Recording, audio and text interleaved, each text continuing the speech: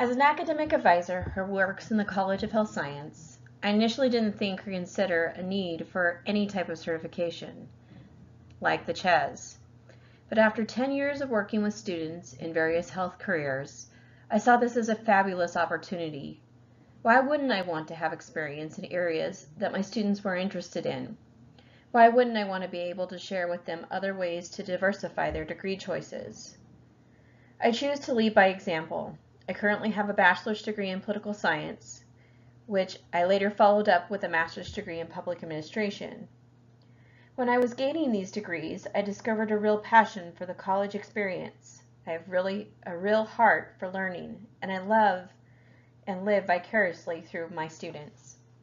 As they either make mistakes or have successes, when I started my career as an academic advisor, I knew that I had already a diverse skill set, but I would need to learn about so many different professions.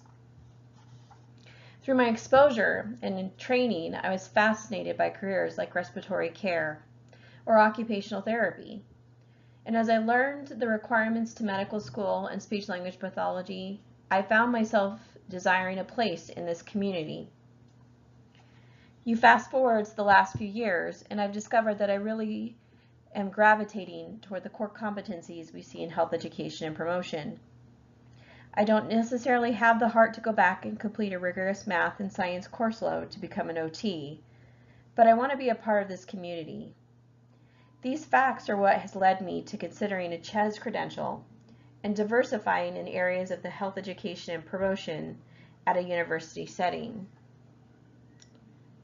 Therefore, for the purpose of this presentation, I'm going to go over the Certified Health Education Specialist exam and the American College of Health Association.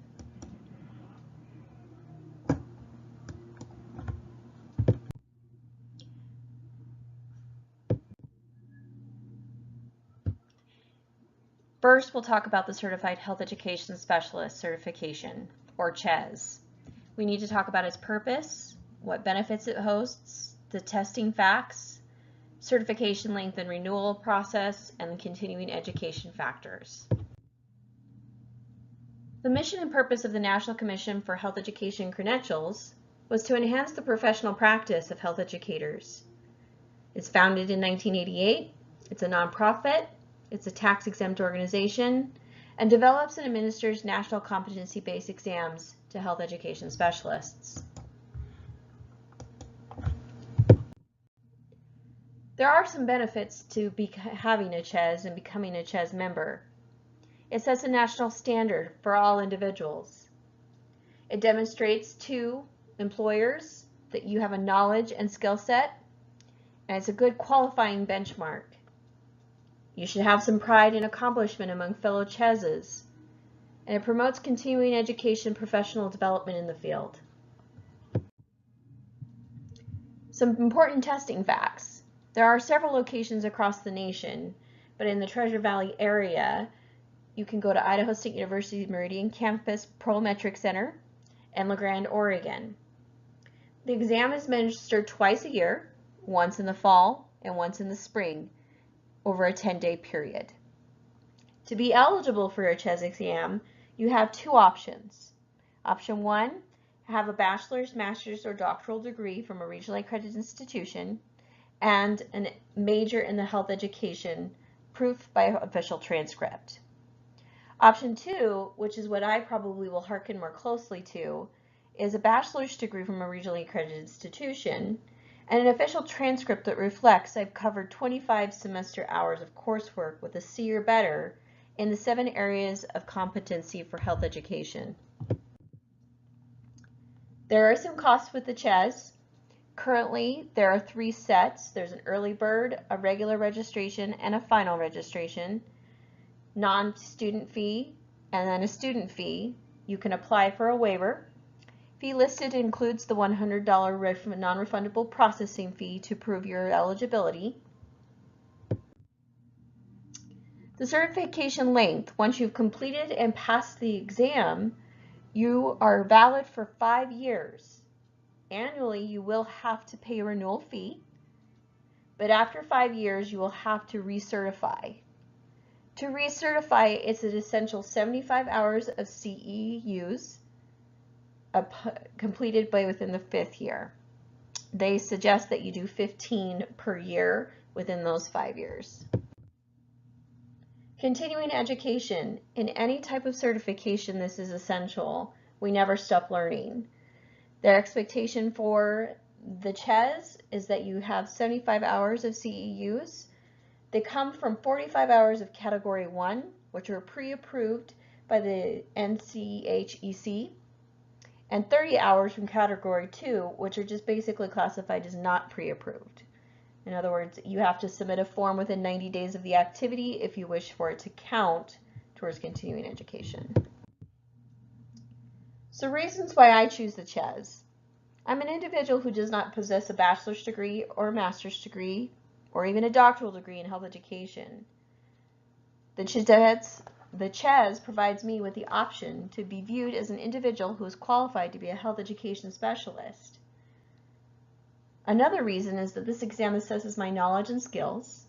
It's covering 7 core responsibilities that a health educator should know and gives my employers a benchmark to know how qualified I am for this type of job.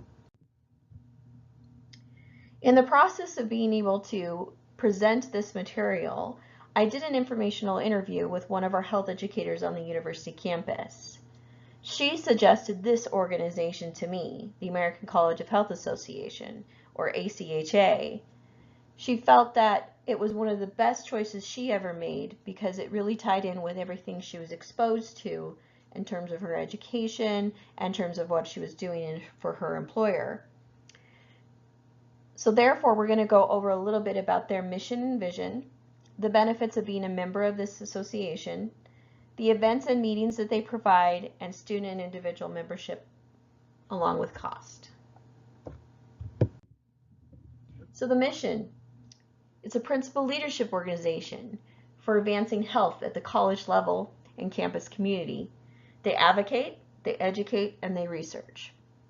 They have a vision. They wish to recognize voice of the expertise in college health. These are individuals who work for health services, not unlike our university health services here at Boise State.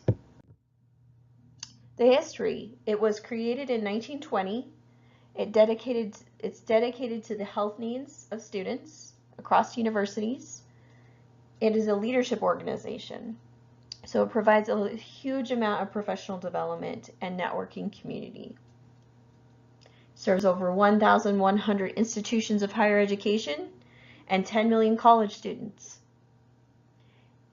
ACHA serves nearly 3,000 individual college health and wellness professionals and leaders of all disciplines.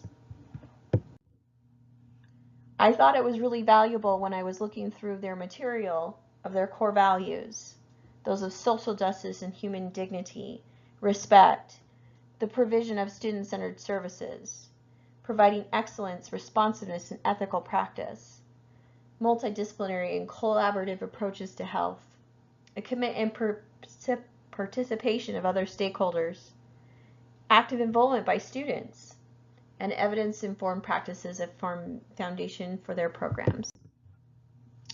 So I see the benefits as 3 components: the professional development and resources they provide through their publications, their guidelines, college health topics not unlike the Healthy People 2020, networking opportunities by region, committees, and across disciplines, and the programs and services that they provide in terms of events and other professional development. They do have several different types of events and publications along with annual meetings. So there is an annual meeting in the spring that's national, and then there are regionals and regional areas that conduct regional meetings usually in the fall. They also provide several types of publications. There are different types of surveys that they provide, brochures, they get newsletters, updates, and they also get the Journal of American College Health. Cost and considerations for joining. An institution should consider joining because it provides them with certain expertise. The cost for that would be about $400 to $2,000 depending on the budget from the Health and Wellness Service times by some multiplication that they used on their website. Individuals can also become members on their own. If they're an institutional member, it's only $165. If a student goes to an institution that is an institutional member, it's free for them, which I think is a pretty good deal for students, and they should consider it. Sustaining or for-profit programs or nonprofit organizations, they also have a fee. After taking a really good close look at this program and taking a close look at this association, it mimics the similarities to one that I'm already a member of, the National Association for Academic Advisors for the Health Professions. And I'd become a member of this organization because if I was going to become a health education specialist at a college or university setting. It provides so much opportunity to share ideas. It creates professional development and networking in other colleges across college campuses. It's an effective tool for enhancing the CHES credential. You can use it for your CEUs, and I believe it could help students who are aspiring to become health educators. Thank you for your time.